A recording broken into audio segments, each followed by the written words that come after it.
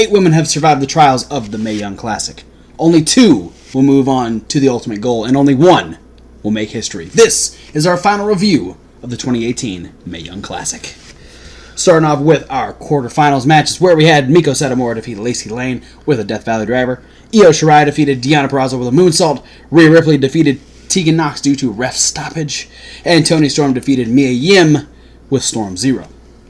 And then in our semifinals matches, Toni Storm defeated Meiko Satomura with Storm Zero. And Io Shirai defeated Rhea Ripley with the Moonsault. So officially, at Evolution, we will have Io Shirai versus Toni Storm.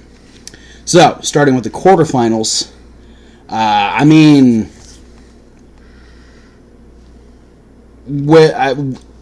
it was an impressive group of women that went into these. These last 2 episodes of the Mae Young Classic have been extremely competitive.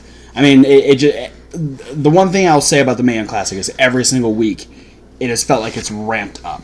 It escalates. It's been, which is what a tournament should do. Absolutely, and they've done a fantastic job of doing that this particular year. So was there, of the 4 quarterfinal matches, was there a standout for you? I found myself watching Io Shirai versus Deonna Purrazzo a lot more intently than I anticipated. I fully agree. Though, if you're wanting to get down to nitpickiness, they had my least favorite of the video packages beforehand, though. So I was like, super cliche video package thing going on. But then the match came out, and it was just like, it had like, for me, it was like a slow build getting into it. Yeah. But then by like the halfway point, I was like, okay, I'm really into this match, actually, and it was good. Io wins. Fun in the bun. All right. Yeah. Yeah. I mean, I can't dispute that. I mean, I like Deonna Purrazzo. Io Shirai is great, but I really wasn't expecting to be fully invested into that match. But it was a fantastic showing of both ladies. It was interesting for me to see how the crowd was going to react to that one. Yeah. Because the crowd had been very high on Deonna Purrazzo from the get-go of the tournament. Yeah. But then it was like they were also really high on Io Shirai. So how are they going to react when they get these 2 elements together? Yeah. And eventually, like the longer the match progressed, Io was winning the crowd over by the end of it. It was a lot less 50-50 than I expected for the audience. Yeah, well, and it was the same situation in Toni Storm versus Mia Yim. Yeah. Both, Toni Storm and Mia Yim both being favorites from last year's tournament, being even bigger stars this year, and have just totally had the support of the crowd all the way through. The level of noise in Toni Storm versus Mia Yim was insane. Yeah. And the crowd just going nuts. Both ladies just kicking the shit out of each other. We saw the aftermath of Toni Storm, still all busted up from those chops going into the semifinals match. But I mean, we knew those 2 matches were going to be potentially the stars of the quarterfinals, and they were. Not taking anything away, me personally, not taking anything away from either of the other 2 matches. It was just these 4 women in particular are some of literally the best in the world. Yeah. I will say, credit to Lacey Lane. She impressed me more in the match with Meiko than she did in the other 2. Yeah. It was her strongest match of the thing. But for me, it felt very... out of all of the matches, even considering almost the entire tournament, it felt really rehearsed, in my opinion. Well, and there's a good chance that it could have been, with how little time Lacey Lane has been in the ring, and it definitely seemed like Meiko had to let her have some of that offense. Yeah. Which, is what you want to do, but it did seem a little more obvious than... Yeah, it was a very much a repetition of go for a strike, but the one person like ducks or moves out of the way, and then tries their own, and then the other person evades, and then like the first person hits another one. Yeah, like, and it was very much like just that kind of a sequence repeated over and over again, and then towards the end, Lacey started like hitting Miko with all these really hard like knees. Yeah, and then eventually Miko just like did a kick and a Death Valley driver. Yeah, I mean, and I think the first time that it happened, the duck a strike, hit a strike, like that type of stuff, it was cool. But then when it became kind of the method of the match, it lost its luster a little bit. And I guess just the elephant in the room. Well, and I don't know, maybe I'm speaking for you, but I think as far as like who impressed us in the quarterfinals, I mean, Tegan Nox was a fucking beast. Yeah. Like, I was so worried about this match. The initial knee injury, the initial injury that takes her out of the tournament, started on the second move of the match. Yeah. And then there's like 3 more minutes of her powering through until finally, she took that huge, like, flapjack. Yeah, and seemed fine after that, which I thought that, like, I was waiting when the doctor like said, okay, you're good, you can keep going. I was like, holy shit, okay, like how long is this gonna go? And as soon as that move happened, I was just like, every move that happened, yeah, except for maybe when Rhea was like striking on the back and stuff like that, I was just so worried about. I was even nervous when like there's the spot towards the end that was actually the precursor to the drop kick, which finished the match. Yeah. Where Tegan was fighting out of the corner and doing chop step sequence. Yeah. Because she was chopping Rhea, and Rhea would back up each time, and she would follow her out. Yeah. And even every time I watched her take a step, I was like, ooh, that can't be good. Yeah. And it ended up not being good. Yeah, and even little bits when Rhea was like slamming her face into the turnbuckles, like her like actually running up to hit the turnbuckles, I was just like, I can't believe she's still fucking going. And then that drop kick, the bump she took, and then just the immediate scream of pain. And then the cry, that broke my heart. It was just, I knew it was going to happen, but I've been dreading actually seeing it happen. And just to watch all of the hype, all of everything that Tegan put in to get to this point, being ripped away from her so viciously, it's really sad. But and I think I audibly heard Michael Cole's Heartbreak. Oh yeah, oh absolutely, abso-friggin-lutely you did. I think, and respect to everyone involved, to the commentary, to the crowd, to everyone who just, even Rhea Ripley, who I saw, she was playing the whole smug thing going on, but I could see behind it that there was worry. Yeah, absolutely. There was legitimate like sadness. But and I'll give credit to her too. And like even though you could tell that she wanted to help, or she wanted to make sure everything was okay, she did a good job of staying in character and like even walking away like, oh well, guess I'm moving on. Like she played that like, I don't give a fuck, I'm moving forward, my dream continues type of thing. And yeah, I think she played that to a T. Hopefully this isn't the end of Tegan Nox's career. I mean, with that being the good knee.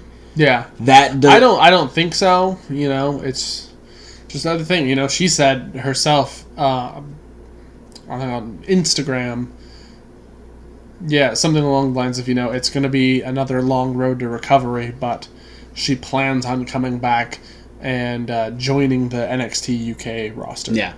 I mean, I want her to come back so bad because she proved a lot through the entirety of this tournament.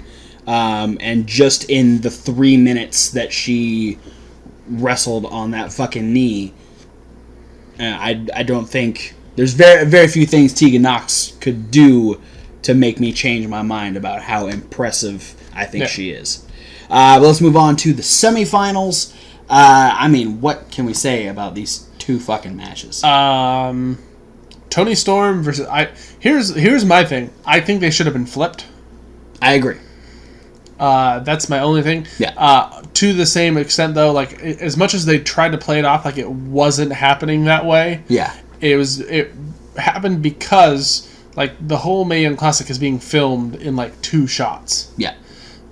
So it was done in a way to give Rhea more time with Io Shirai to formulate a match, because for all intents and purposes, Rhea wasn't supposed to be there in the semifinals. Yeah, it's one of those things that they're having to change things on the fly, and no matter how good Rhea or Io is, you know, to have a plan set and to have that immediately change and go, oh shit, okay, we're working together now.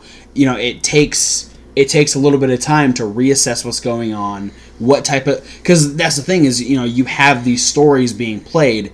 Now you have a different set of stories coming together, and how do you make that work? And they did a great job. Yeah. But I definitely would have preferred it going on before Toni Storm versus Miko. Yeah, because the Toni and Miko, oh my killed god. It. But, you know, I was thoroughly impressed with Rhea versus Io. Absolutely. It was a lot more submission-based than I anticipated, because Rhea's motive all the way through the tournament was very hit, punch, throw. Yeah. Because she's big and strong. And this was, like, very much abdominal stretch, body scissors, headlock, like... submission holds being worked throughout, you know, using her size, but in a significantly different way than the rest of the tournament, which kind of impressed me, because then it opened up a level of less one-sidedness. Yeah. Which I can appreciate. Yeah. And I think, it, you know, the different submissions she was using makes a lot of sense, because maybe that makes the moonsault a little less impactful, or if Io does hit it, maybe she won't be able to immediately go for a cover, because she's using her damaged ribs to attack Rhea Ripley. Yeah. So, you know, it's turns out it didn't help that much. No, it really didn't, because she still won with a moonsault. But it's a good strategy to use against someone who uses a move like that to win a match. But, you know, we can give as much credit to that as possible, but nothing's going to beat the intensity or the level of passion that came from Toni Storm versus Mako. And the crowd. Yeah, the crowd was insane. Yeah, so, you know, that match was really, really good. They did so much, and I really hope that they didn't screw the finals. Because that's going to be one of those things where it's like, they're going to be, you know, the finals is the big match that they want you to remember. That's it's the culmination. It's the one they're putting on the pay-per-view. Yeah. But now I'm feeling the takeaway from the Mae Young Classic is going to be the Toni Mako semifinals match. Yeah. Where a lot of people are just going to be talking about this one because it was so good. And I think one of the biggest issues, it's an issue I had with the finals last year, because they shot it after SmackDown, randomly between SmackDown and 205 Live, whatever it was.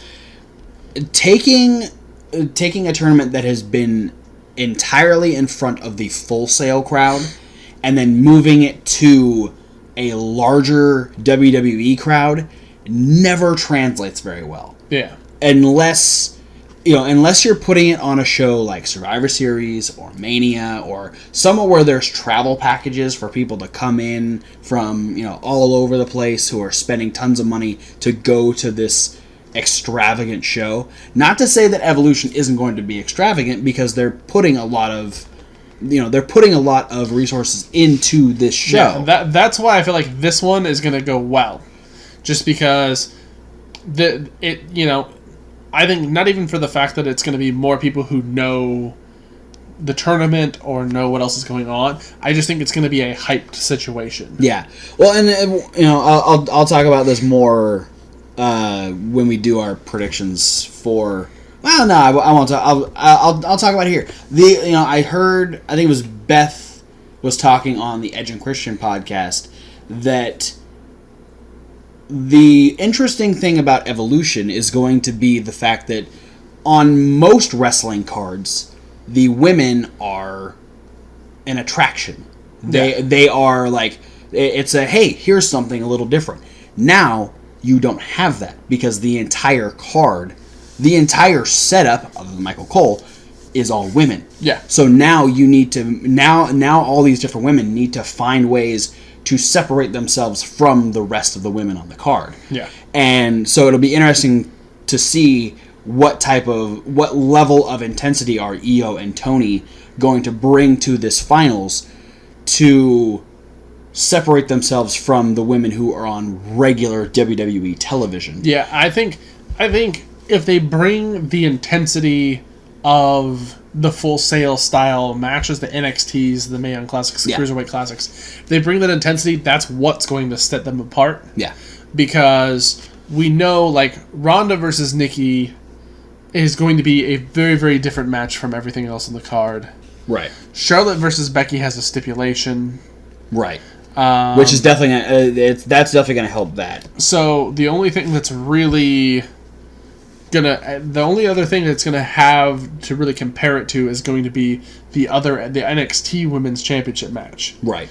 Because it's the only one that's kind of in the same vein, and ironically enough, it was the finals of last year's Mae Young Classic. Yeah. Which is very. I wonder if they're gonna have those two matches kind of like back to back, kind of like a here's where last year's is. What will happen when these two move on, or what Yeah, it'll be interesting to see what they do. It's cool because it's also the only singles match that's not for a championship belt. But I mean, in a way, it is for a championship in its own right. I think there's only 2 matches on the whole card that isn't for something. Yeah, because then the other one you got a tag team, a 6-person tag, and a battle royal. Yeah, which the battle royal is more than likely for a future women's. Yeah. Or I think it is for a future women's championship match. So it's going to be a good show. There's a lot of stuff on. I'm not saying I'm not excited for Evolution. I hearing Beth say that, I'm very interested to see what all these ladies are going to bring to really set themselves apart from everyone else. Yeah. Any closing thoughts on? I mean, we talked about how this year's Mae Young Classic has done a great job of just continuously being better every week, building, ramping up, and just escalating to these last 2 semifinals matches that were just off the fucking charts. Even with a sudden change. Yeah. A great group of women. It makes me excited for what's going to happen in the Mae Young Classic next year. Yeah. Let's keep it up, guys. Yeah. Let's do another Cruiserweight Classic. Yeah. I missed that. Yeah. We've only had one of those. We've done 2 UK tournaments and 2 Mae Young Classics. Let's bring back the skinny boys. Yeah. Let's give the Cruiser. I mean, that would be a great way to introduce some new people on to 205 Live. Yeah. Or put 3 of them back in the tournament too. Like who? I don't know. We'll talk about that in a different video. Yeah. But yeah, check out the rest of the videos from this week. Reasonable Wrestling fans, let us know what you liked most about the Mae Young Classic. And coming up next, you will see our predictions for this Sunday's WWE Evolution. Let us know over there who you think's going to win. But for now, guys, thanks for watching, and we'll see you at whatever video you decide to watch next. Or you'll hear it if you have your eyes closed. Or if the podcast is working. No, we don't do the predictions in podcasts. Or do we? No, we don't. That's a lie. Ha! Fuck Modus. Fuck Modus. Fuck Modus. Fuck Modus.